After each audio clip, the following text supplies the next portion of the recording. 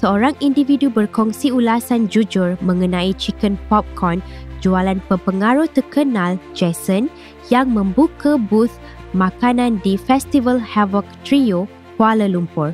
Video review tersebut meraih perhatian ramai selepas memuji kualiti makanan dan servis mesra Jason. Menurut individu berkenaan, Jason bukan sahaja peramah, malah kelihatan sangat bersedia mengendalikan pelanggan. Servis sangat bagus, Jason sangat peramah dan saya boleh nampak dia bersedia.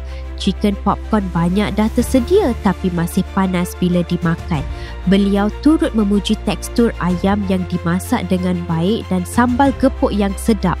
Tekstur ayam tidak terlalu masak, kami menikmatinya sebagai snacking. Sambal sedap dan pedas tapi tak sampai terbakar. Namun begitu, individu berkenaan sempat berseloroh meminta agar Jason menambah nasi percuma dalam set menu tersebut. RM14.90 mahal nak mampui. Sambal dia sedap, rasa bawang putih. Ada benda yang kurang, iaitu nasi. Katanya, di ruangan komen, ramai netizen memberikan reaksi bercampur baur.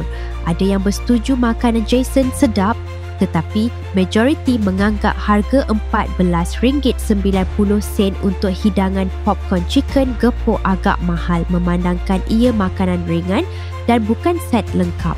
Walaupun isu harga menjadi perdebatan, ramai tetap memuji usaha Jason membuka booth sendiri dan menghidangkan makanan berkualiti kepada pelanggan.